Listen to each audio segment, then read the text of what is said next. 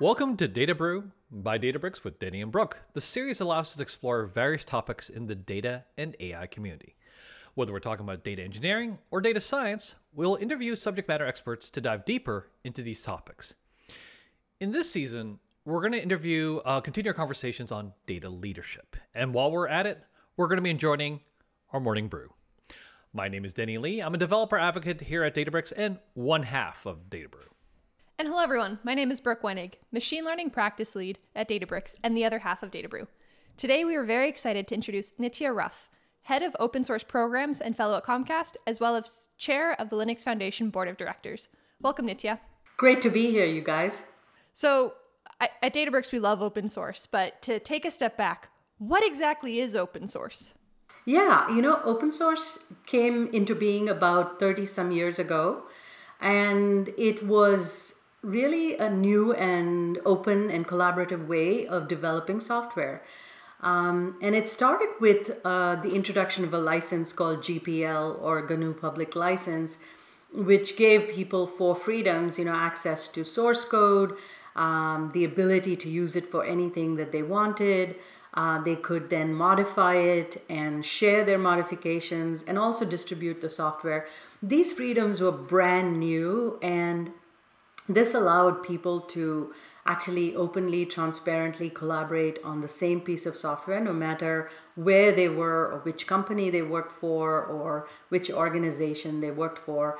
So, for example, Linux, Linus Torvalds 30 years ago released his initial work that he was on the code and said, hey guys, do any of you want to contribute to this? Do you want to collaborate with me on this?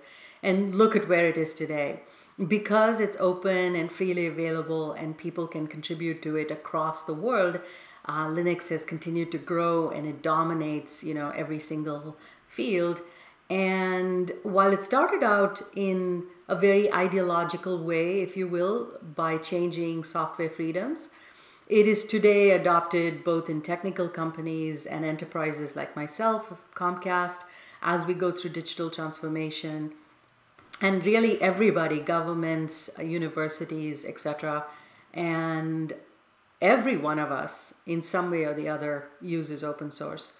I hope that kind of gave you a little bit about the history as well as what open source is. Definitely. And so I know you mentioned that open source started about 30 years ago, but today there's been a huge uptick in open source projects. What do you think has been causing this big change in demand for open source projects versus proprietary projects? That's a great question. In the beginning, open source, frankly, was lagging behind proprietary.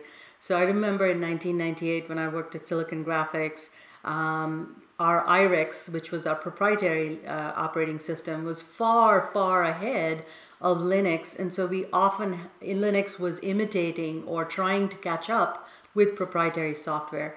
And then there came a point in time where it far surpassed any development on proprietary software. And frankly, all new innovations, whether it's in AI, in the data space, in blockchain, etc., is happening in open source. And I think it's because of two things. One, the open source license itself makes it easy to consume, contribute, modify, and so more and more people can get involved. And when you have a global global sphere of developers collaborating together, you can't beat that. You can't beat the speed of innovation that happens when everyone is involved in, modifying and moving things forward. So I think that's one of the reasons it's become so popular. A, it's everywhere, and B, it's fast to innovate. And companies that are becoming software companies, it's easier to start with open source software and then innovate from there rather than build everything from scratch. Excellent. And I think that really segues into the next question I'm about to ask, which is well then, with those businesses that produce or work with open source, how do you balance that idea of community versus company interests, right? There's plenty of companies, especially this day and age, where you've got the rewrite of various licensing, right? That certainly complicates things. What do you see as the right approach and how to balance those two sometimes battling aspects? Exactly. companies really benefit tremendously from open source innovation, right? Whether it is because you're consuming it to produce new services that you're taking to market, or you are based on an open source project like Apache Spark and Databricks in the early days. You really have to sustain that innovation. You have to make sure that there is a vibrant and healthy community behind the projects that you are dependent upon or leveraging. And so it is very important for companies to contribute back to the project. So whether it's money or innovation or code, projects cannot sustain themselves if all of us as companies keep taking but never giving. And so to me, that's one big aspect that companies need to balance, not just consume, but become a contributor. Second, they can also participate in the governance of the project, make sure that it has a diverse set of contributors and not just dominated by one company or another. And yes, you're right, respecting open source norms and not changing licenses midstream is so important, because it confuses people. And frankly, it also is a little deceptive, because if you say source available, or we'll charge you if you're a business, but we won't charge you, it really undermines the 4 freedoms that open source started with, and the community takes that very seriously. And it's important to be neutral also when you contribute something to the community, right? And not force your agenda upon the community. So those are the 2 important things to me, is if you take, give back, but also make sure to balance both interests and realize that you're not alone. You're really one of a large community. That makes a lot of sense. So related to exactly that, there's the company aspect, which we just discussed, but then let's shift it to the people themselves, right? The idea of this only succeeds when you can go ahead and bring enough people who actually want to help the community and who actually want to give away the code that they write, in essence, right? So yeah, how do you bring new people in? How do you bring new adoptees into the open source? Because the community, like, no matter how much we talk about company interest, the reality is that the community exists because you've got people and adoptees that actually believe in that mission. So how do you bring more people in? I'm just curious. Exactly. And I mean, if you look at some of the best projects, you find that they create a very welcoming and safe environment for people to consume and contribute, be users, to then go from user to occasional contributor to committer to, actually being a serious part of that community. And it could be code of conducts, and it could be that the community norms in terms of communication, in terms of how people who are not respectful are treated or made to conform, if you will, to community. It could be that they have documentation, everything from README to contribution guide to documentation about what the project is, so that it's really easy to contribute to that project and be a part of that community. Some of the best communities include great people, great processes, just building trust, with community, because these are folks who are giving up their work, right, to the project, and you want to make sure that they feel that their work is respected and that they are respected when they're part of that community. So I think it's all of the above is what's needed. And you're absolutely right. We need more people in open source, and we need to sustain open source.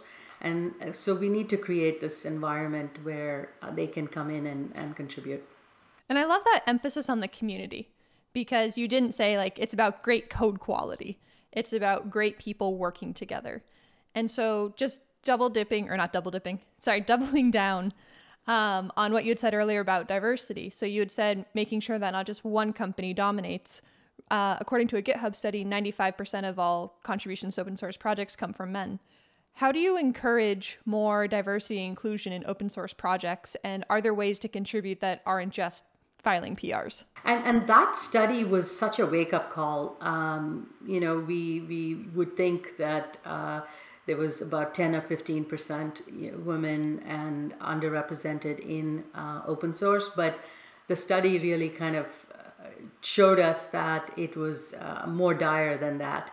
And some of it could be that some women don't have used a very gender neutral name, if you will, when they contribute, because studies have also shown that if you contribute as a woman, sometimes your pull requests are rejected.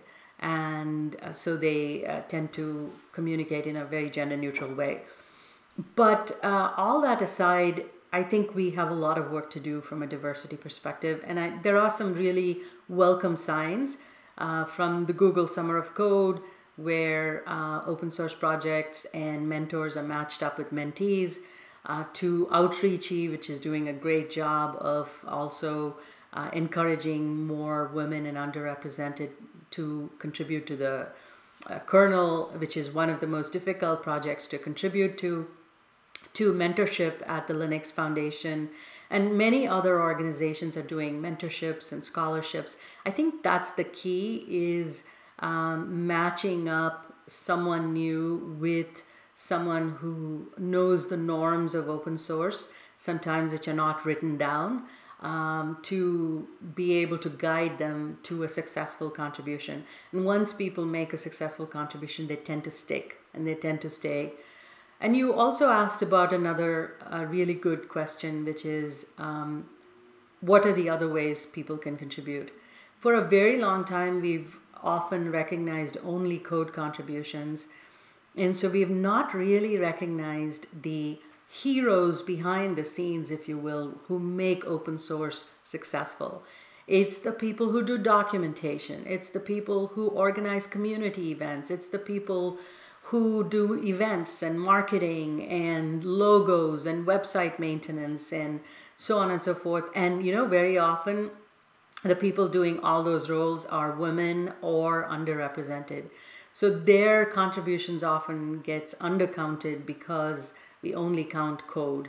So I would say one of the things that we are also doing in the open source community is recognizing that there are various ways of contributing and that all of them are important and matter. And then second, as we discussed earlier, I think through scholarships, mentorships, we can improve the diversity in open source as well. Yeah, and I really like that idea of mentorship, or pairing somebody that wants to contribute with somebody who knows all the norms of contributing. Because the first time I tried to contribute to Apache Spark, I was just doing a doc fix. One of the sentences just needed to be rewritten. It was copy and pasted from elsewhere and just was not correct. And it took me 4 hours to be able to contribute to the project for a one-line fix. I didn't even have to write tests, but it was all of the norms of if the sentence is too long, where the line break needs to be, what are the standards for naming conventions of your pull request, etc. And so after struggling and going back and forth a lot, I just sat down with one of my coworkers and we knocked it out in 10 minutes. And so I do think it's really impactful if once you learn how to do it, then you're far more likely to stick with it versus just filing issues, but not actually contributing to fixing those issues. Exactly. Well said. And so how do you ensure the success of these open source projects? Everybody's very eager to put their name on something and saying, I'm the founder of XYZ project, and you see zillions of projects on GitHub. What are the tips that you have for making projects successful? And GitHub has put together some really nice guidelines as well. And I like the fact that they, build into the tool, markers for success and guidelines for success so that you don't have to read through lots of checklists and other things, right? But it really starts with intentionality, as with any good thing, right? You have to say, I want to build a project that is welcoming, that's diverse, that is easy to understand, that's easy to contribute to, and that's successful. And when we companies, for example, open source things, we actually have a checklist of things we ask our maintainers to do. First of all, have a very logical name for the project. or maybe a fun one, right? Because people love fun logos and fun stickers and things like that. Second, have a great README, which gives people a sense of what this project is. Third, have a license. Often companies will not touch open source projects if they don't have a license. And make sure it's a friendly license. And we should really double down on license discussions later as well. And then have a code of conduct for the project, laid out as to what culture you're trying to build for the project, just as you would build a company or a new organization. Say we respect everyone, we will deal with offenders, things of that nature. So people feel assured that you care and that you're building a good community here.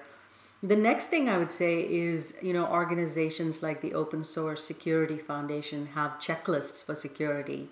And you can even get badging, and you can say my project follows secure practices and get badged for that.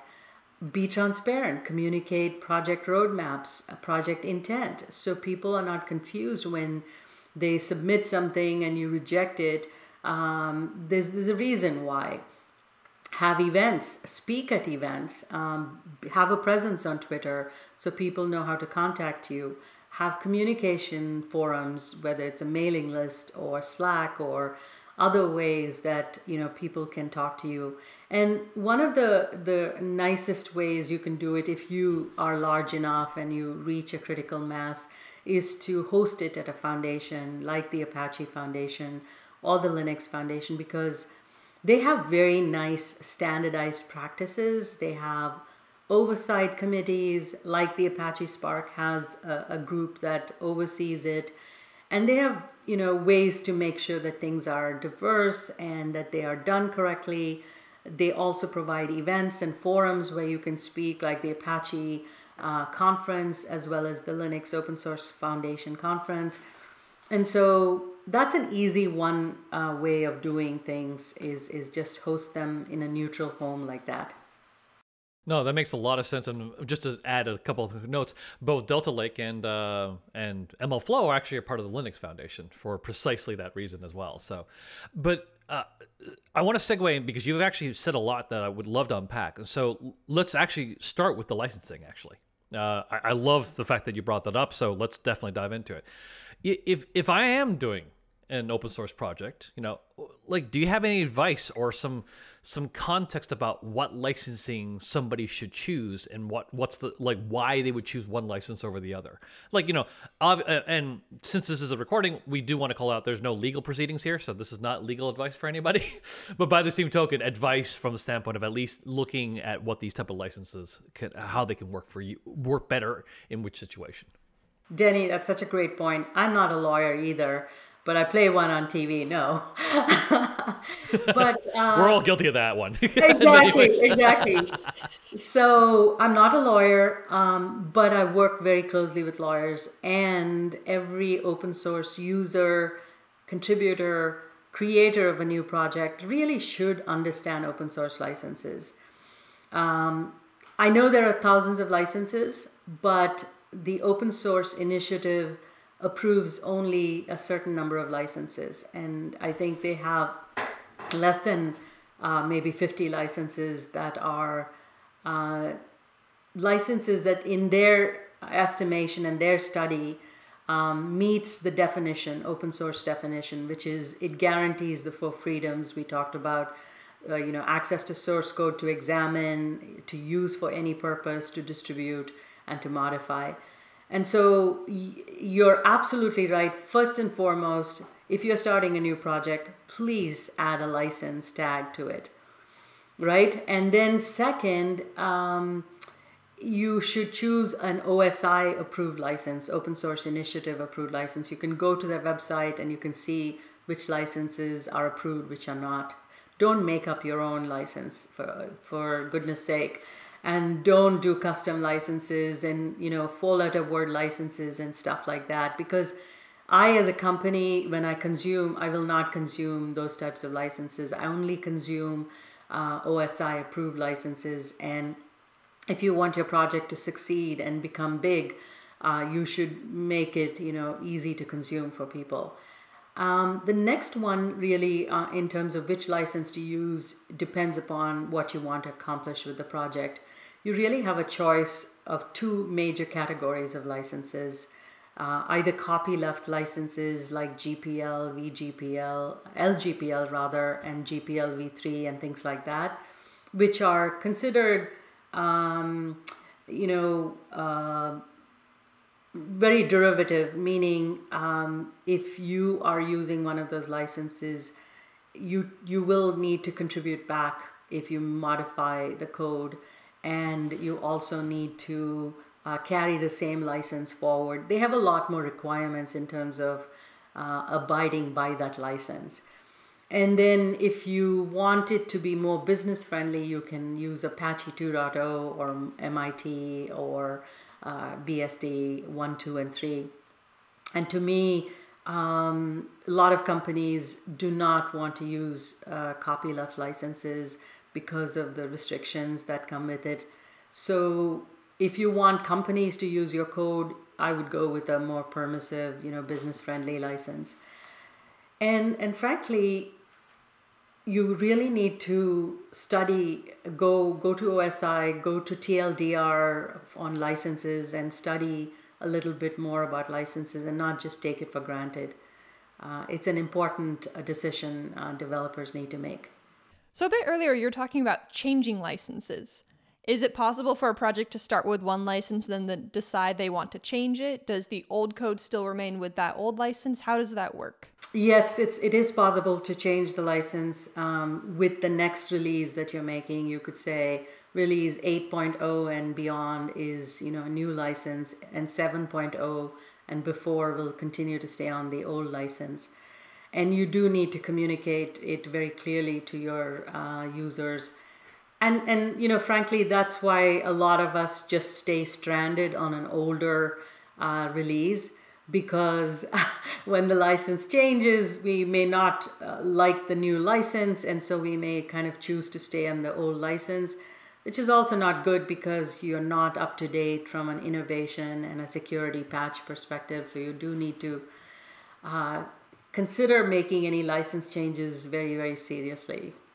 So one of the things that you sort of implied when you're talking about the licensing, especially not implied, I'm sorry, called out, was basically the developers themselves actually need to really care about licensing. So one of the things that I want to dive into a little bit then is more, why should they spend all this time? Because if you think about it, this developer is no longer just going ahead and writing code, right? They're actually now understanding, oh, I've got to talk to the community. I've got to Slack. I've got to answer people questions. I've got to do all these other things. And now you're telling me I have to understand licensing too. What is this? And so, but of course, to actually provide some context here, so not just leaving this unit right?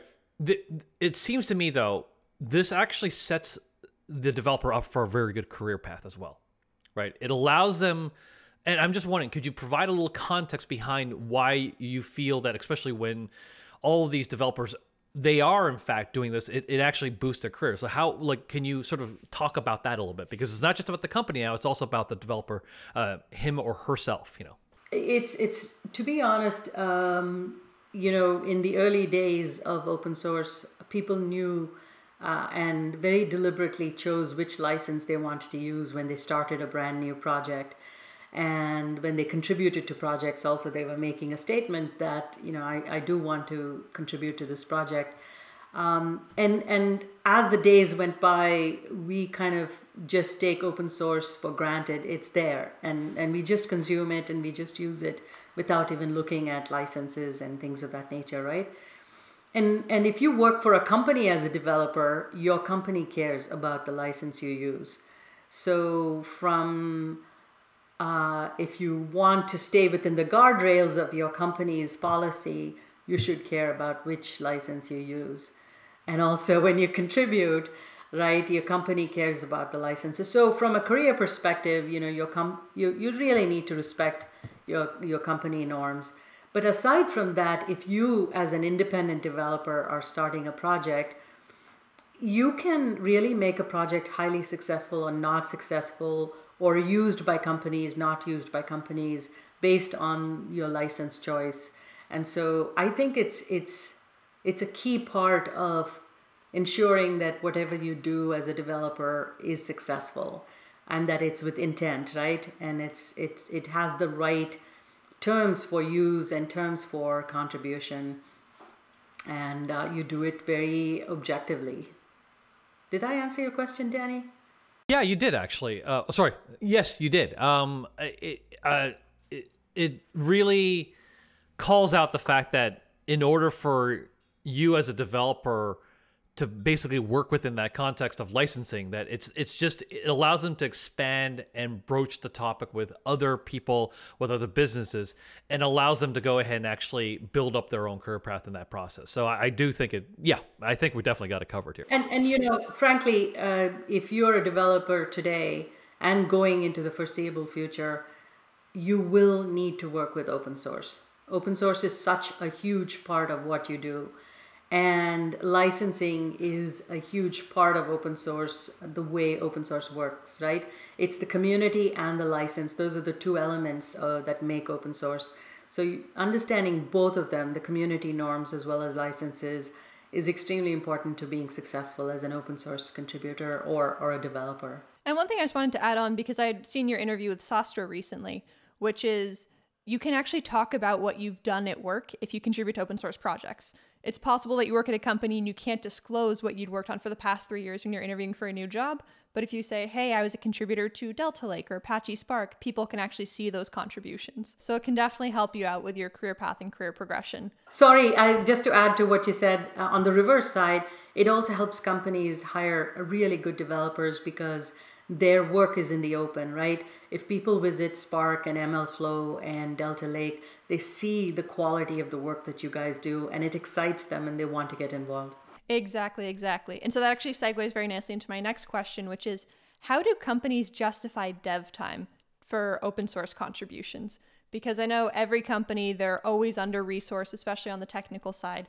How do they set aside specific budget to contribute back to these open source projects? If it is something that is so core and key to your product or services, and you have a dependency on that particular project, it is dead easy to justify it, because you do need to stay on top of the roadmap. You do need to stay at the table for the project, and you need to contribute so that you are not kind of responding to somebody else's direction on the project, but you are influencing and kind of guiding the project as well.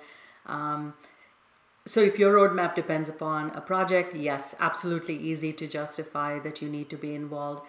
It's less easy if it's just a tangential library that you're using or something else, and you make a change to it, and you then move on to the next product, and you just don't have time to go back and package it and contribute it back to that project.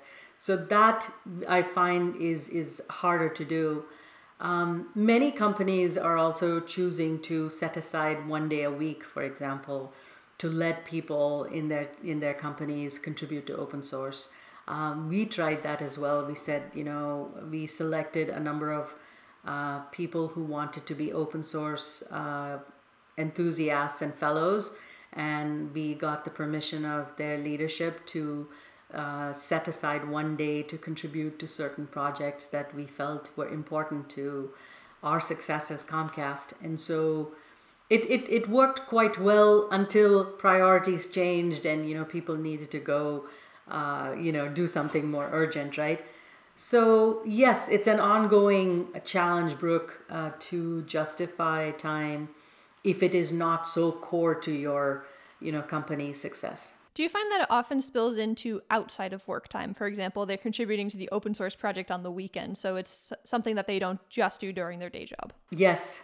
And a lot of people who are super engaged in the mission of that particular project and truly believe in that project. Or, for example, I know people who have gone from company to company but still continue to be attached to a project that they've been contributing to, say, since college or since their first job, and they do it on the weekends and the evenings. And they do it willingly because it's such a labor of love for them. And open source developers often have two lives, right? They kind of have their corporate life, and then they're also known in the community, and they are a luminary in the community sometimes because of the work that they do in the community. And it's something that is enjoyable to them, that they have these two, worlds that they belong to. Excellent set. With one of the things that I think this segues really well to my next question is then, now that we're starting to see some maturity in the open source ecosystem, where businesses and developers themselves, whether they themselves become luminaries, whether businesses themselves are accepting open source technologies, what do you see for the future? What excites you about the future for the open source ecosystem? One of the things that excites me a lot, Denny, is what I do, right? Companies are actually creating open source program offices. Not just, the Googles and the Facebooks of the world, but, enterprises like Comcast, like Capital One, like Bank of America, like Target, are taking their open source work seriously, and they are appointing a center of excellence inside their companies to guide their developers to do good open source work and to reduce the friction to doing open source work inside their companies. That, I think, is a very, very good sign. The second one I would say is a lot of us in the open source world are bringing open source practices into the company. So even when we do projects inside the company, inside the firewall, we are using collaborative practices. Why should, 3 departments create the same library, right? When one can leverage the library by doing pull requests or downloading and using it. Why should we just download and use outside the company when inside the company there could be perfectly good components that everybody can leverage and use? So breaking down those silos, I love. And the third, I would say, is there's such an adoption of open source in universities today, not just to do in the computer science departments, to encourage students to learn how to do open source, but open science, open data, open collaboration on, research. And I sit on the advisory board for the UC Santa Cruz Baskin School of Engineering's open source office. And it's fantastic to see them encouraging more open source type of work, and not just patenting of work, but open sourcing research, right, in universities. And governments are doing more and more open source. European Union has written an open source strategy. The UK has an open UK office, for example. I think it teaches us that by openly and transparently working on a common problem, we can solve any problem, whether it's in university or in business or in the community. I think that is a fantastic message to end on, of the power of working together and contributing towards a common open source project. And for all of our listeners, go out there, contribute to open source projects, and remember, it's not just writing code, documentation, community management, speaking at conferences. Those are all equally valuable contributions. So thank you so much today for joining us, Nithya. Super enlightening session on open source projects. Thank you, Brooke and Denny. Loved it.